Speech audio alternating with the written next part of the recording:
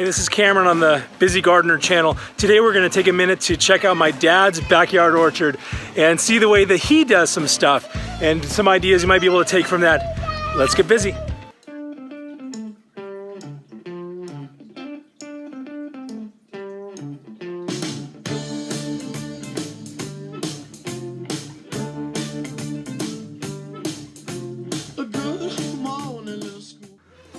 Hey, Cameron here on the Busy Gardener channel, here with my dad. We're gonna look through his orchard. It's kind of a different layout. He's got kind of in multiple parts, I guess, right? We got a few things going on back here. I think my love for fruits started with you. Oh yeah, that was in a while. We had like the prerequisite pomegranate stuff, but yeah, I kind of grew up and there was a fruit tree here. Like they're all over there at the pond. We're trying to keep an eye on them, so this doesn't turn into a rescue video. Anyway, we're gonna take a walk around and see what kind of stuff we got going on. So it's kind of cool at my dad's house. He's got a few different places here that we've got set up. One is this like side yard area where we've got his like a bird area. So here are some of the things that are going on. He's got a little ultra dwarf, I think Stella cherry. We've got some cultivar of pomegranate, which this is just a tiny one. He may have already, it looks like he took off the other ones. It's finally getting some extra sunshine. We're going to talk about that in a little bit, how important sun is. Behind me here is this really tall fig. Now something's going on with this thing. It has had very little foliage over the last few years and very little fruit production. So that probably is on its way out. It was here long before he bought the house a decade ago. So yeah, so let's move on. Over here we've got a wonderful tangerine. It's not evident which tangerine it is exactly. We don't know for sure. Here we've got a beautiful persimmon tree that we're gonna do a whole video on in a minute, loaded with fruit, unbelievable. Here it's interesting. Here's a wild fig. By wild I mean something grabbed a seed from one of his other figs somewhere, or some fig, dropped it here and this fig tree sprang up. So you know when a seed is taken from some type of fruit, depending on how it was cross-pollinated, it doesn't necessarily grow the exact same type of fruit. And actually that's how they come up with new varieties, new commercial varieties, is by planting a bunch of different seeds and trying the fruit that comes up. Well, this fig just happens to be really, really tasty, thankfully, because sometimes figs can be really nasty. These have been juicy, flavorful, really yummy. Right next to the pond here, really beautiful setting to put out a couple of chairs over here. We have a apple, I think it's a Fuji apple here, doing really well. Lots of growth for just being in the ground for like a year and a half. Here's a mango, growing a whole lot. Now this, during the wintertime, had a frost that totally froze off the bottom set of the leaves. And I thought this was gonna be in significant trouble, but it's looking really good.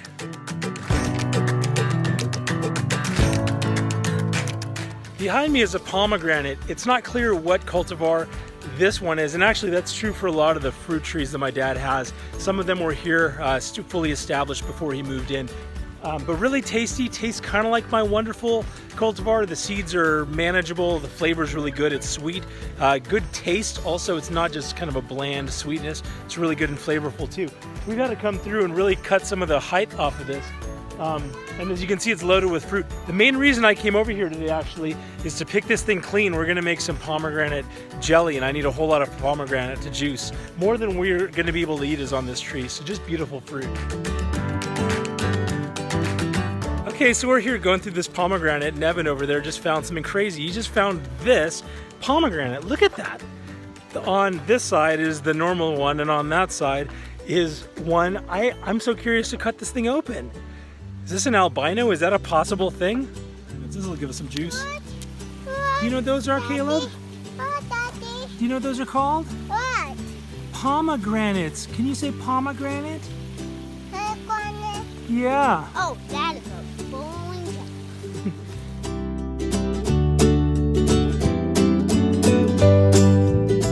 One thing that's nice about my dad's layout compared to my own, you know, I've got like a solid orchard where you know where the yard stops and the orchard begins. My dad's is set up a little bit differently, as you probably noticed. He's got zones.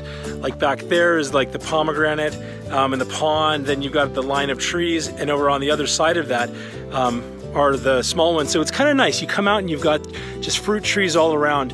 He had a couple of really big trees over there in apricot, which ended up being just rotted out in the middle, had some sort of pest going on. So we're planted some other things in its place to see, you know, what else is able to be used in that same space. So back here is the side, kind of the side yard, and the side yard is where I would say the main block of trees is. And we've got a few stone fruit. We've got like a little, I think it's maybe like a May Pride peach or Mid Pride. There's a donut peach right there, a white flesh variety, which is really good. Super sweet, juicy. The ants love it. And then again, being in Southern California, this whole area used to be citrus. And so we know citrus grows well here. So we've got a cocktail grapefruit hybrid. My dad's was the first place that we saw this. He had one that, an old tree that was here that failed, and so we replaced it with a new one. Doing pretty well for a year and a half in the ground. Here we've got this is a Washington navel orange down here. And back behind it, we've got a Valencia orange. As we continue walking this way, you see here we've got a beautiful little lime tree, which has some nice fruit on it. The nice thing about limes is that they produce for a lot of the year. Not all year, but a lot of the year. You can come out here and see some fruit on it. Interestingly, this is a tree my dad planted from seed. This is a sweet lemon, and he got the seed from one of his cousins. I guess the lemons from that particular fruit were really big. Now, I might be wrong about this, but I believe that citrus fruit does carry the parent, I think I'm wrong about that. I don't think, I'll have to look into it. Now I've got to tell you, I don't remember which citrus this is. Now I feel like I'm getting confused. That has got to be, the one I showed you a second ago is definitely the sweet lemon, but I thought this was also a sweet lemon. We'll have to find out. Neither have fruited. We're going to talk about this for a second. Behind me here is this gigantic avocado tree. Beautiful fruit. The avocado is really tasty. I don't know exactly which cultivar it is. We thought maybe it was Fuerte, but as I've looked at pictures of Fuerte, I'm just not sure if it is. But you notice that this whole area, all of this citrus, is largely shaded. And shade, as it turns out, really impacts not only fruit production, but it also impacts the type of fruit. You know what I'm saying? The quality. Is it actually sweet? Is it tasty? And so when you're planting, now, you want to get it into as much sun as possible. In a residential setting, that's not always going to be possible. You know, you're going to plant it for aesthetics more than you are for production, or you want a balance of both. And I think that's largely what we found here. But I wish that if this tree hadn't already been here for 25 years, that we could have moved it to the other side, to the north side, so that way all of these other fruit trees get all of that southern exposure. But that isn't how it went. So one fun thing about this avocado is right here is some lime. There's an avocado. Back there is a mature, what looks like a Eureka lemon. And so all the ingredients, all we need is some onions and some salt and maybe some chilies, and we've got everything we need for a yummy guacamole.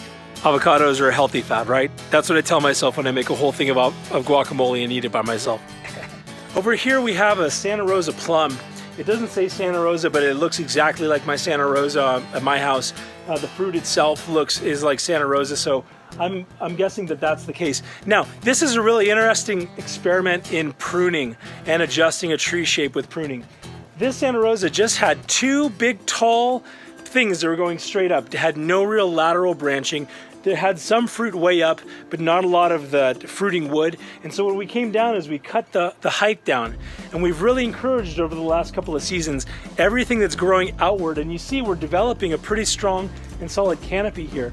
I'm going to come through here and cut off this top stuff again. And we just want all of this stuff to come out. We want lots and lots of more horizontal 45-degree angle type fruiting wood, as opposed to just these long, tall things that don't have any fruit on them. They're too tall to reach, and it's worked out really well. This had a lot of fruit on it this last year, maybe 80, 90 plums, which is more than you're going to be able to eat in the time that they're ripe. Now this little guy here, right next to the fence, kind of in the corner, has just been hanging out here doing its thing. It didn't really do much. It didn't boom or grow over the last few years that it's been in here. This is a blood orange, and it's really taken off. It's grown probably in the last year, it's probably 50% more, not doubled in size, but maybe 50% more in size.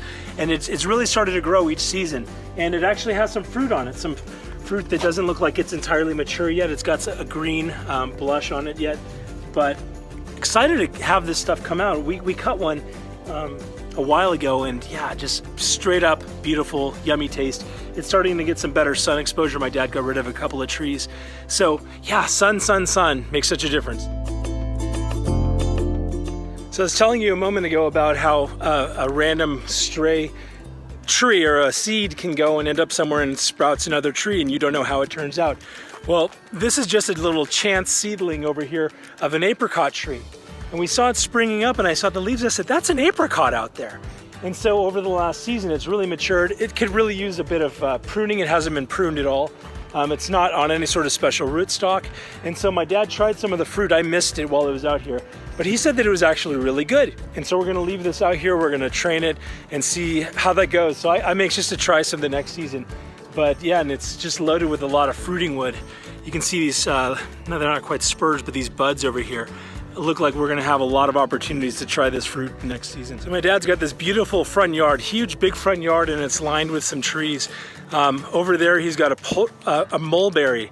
If you haven't had a mulberry, it's a really interesting little fruit, super tasty.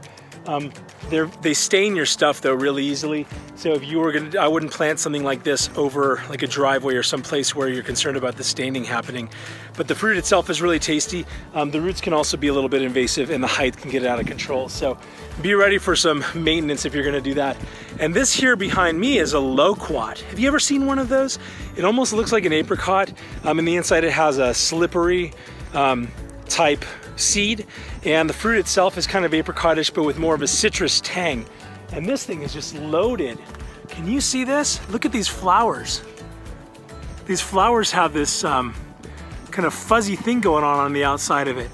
Oh, there's a bee doing its thing. Come on, bee. Let's go, let's go. So this is just gonna be loaded. Now, my dad had a giant tree right here, huge, probably 40-foot tall tree that was shading out his yard, shading out the loquat and some other things.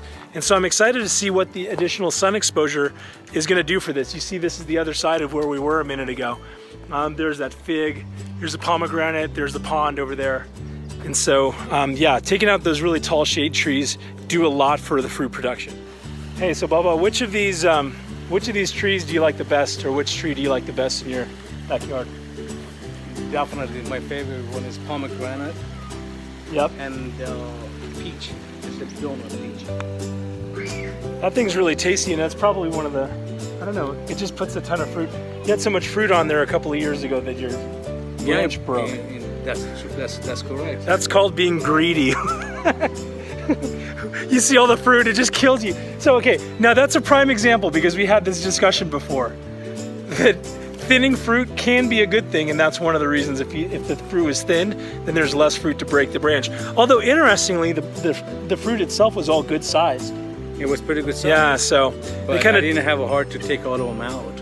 I know, it's hard when you look down on the ground. They say the first rule of thinning fruit is don't look down, because you start seeing how much fruit you took off and it just breaks your heart.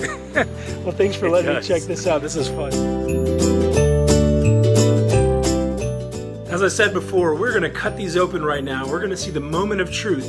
Are these gonna be identical on the inside, or is there gonna be something weird going on with this pomegranate? Let's check it out. So here, let's take a look at what a normal pomegranate ought to look like. All right, this is what a normal one looks like. This is like our control, right? And now let's see what's going on with this guy. Let's open this up.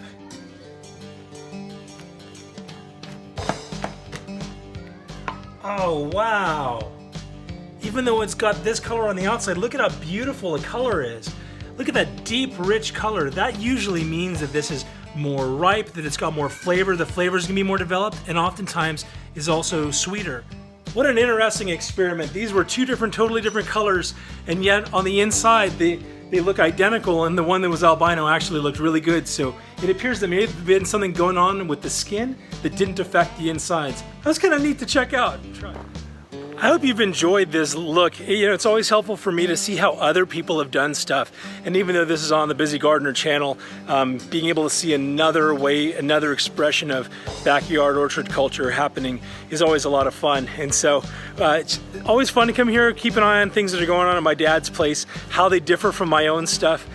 Gives me some ideas. I'm able to see how different example of the same tree, how they do in other soils and other, it's not quite, it's kind of the same climate, but it's amazing how just being a couple of miles over in different soil, sometimes this fruit will come on, you know, the exact same tree, but it'll come on a week early. So if you like this sort of thing, be sure to subscribe to see more. Really have a lot of fun doing this, and until next time, stay busy. Here, you show them, Evan. What did we find up there? Black pomegranate. Why is it black? Because it's rotten. Oh, gross. Here, hold that still. I want to see again. Ugh. Yeah, that thing's got to go in the green waste, right, bud?